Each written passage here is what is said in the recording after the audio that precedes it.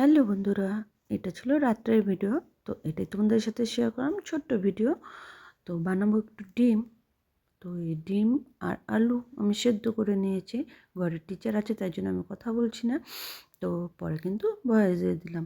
তো ডিমটা করবো সিম্পলভাবে, একটুখানি একটা পেঁয়াজ, একটু রসুন আর একটুখানি আদা দিয়ে শুধু রাত্রের জন্য করব। তো চলো রান্নার মধ্যে চলে যাই। পুরো ভিডিওটা দেখার আমন্ত্রণ রইল, প্লিজ দেখো। আর যদি ভালো লেগে থাকে তাহলে কিন্তু একটা করে লাইক, কমেন্ট আর শেয়ার, সাবস্ক্রাইব করে দিও। তো সর্ষের তেল ইউজ করব।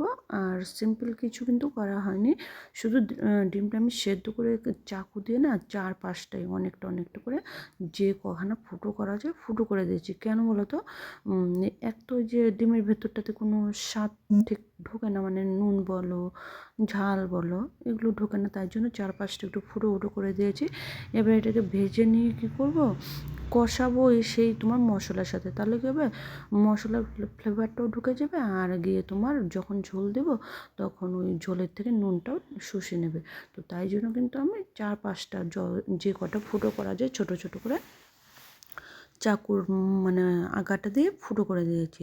তো সিম্পলি তেজপাতা, শুকনো লঙ্কা, জিরে ফোড়ন দিয়ে দেবো।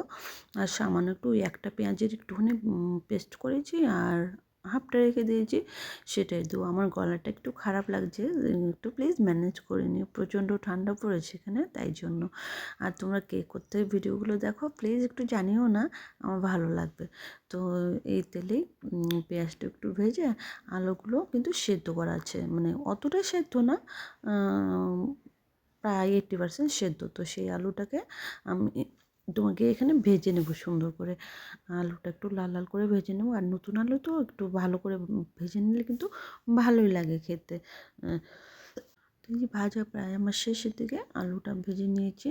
এবারে এই আলুটা যে তোমাদের ক্যামেরাটা তুলে দেখাচ্ছি, একা একা কিন্তু ভিডিও করা খুব টাফ হয়ে যায় না।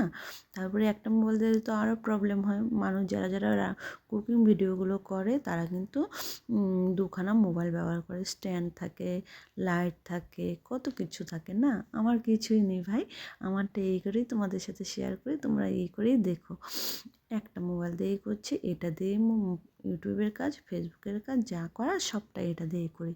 তাই এটার সাথেই আমি যে ডিমটাও দিয়ে দিলাম, যাতে করে এই মশলার ফ্লেভারটা ডিমের ভেতরে ঢুকে যায়। নুনটাও দিয়ে দেবো, দিয়ে সামান্য জল দেবো। আলু তো বললাম যে 80%-এর মধ্যে সেদ্ধ করাই আছে, আর একটুখানি সেদ্ধ করে নেবো। আর দুপুরে ছিল কি বলো তো, লাফা শাক আছে, আর আছে তোমার মুসুর ডাল। তো আর আলু ভাজা করেছিলাম, তো ওগুলো তো শেষ হয়ে গেছে। কি হয়, তাড়াহুড়োর মধ্যে না অত ভালো করে রান্না করা যায় না। রান্না একটু রাত্রেই আমার ভালো করে করা যায়, সময় থাকে। সারাদিন দৌড়াদৌড়ি করতে হয়, স্কুল, টিউশন, প্রাইভেট, বাজার এই সমস্ত করে আর হয় না। তো এই যে কষানো হয়ে গেছে, এইটুকুনি জল দেবো যাতে আলুটা একটু সেদ্ধ হয়ে গা মাখা হয়ে আসে।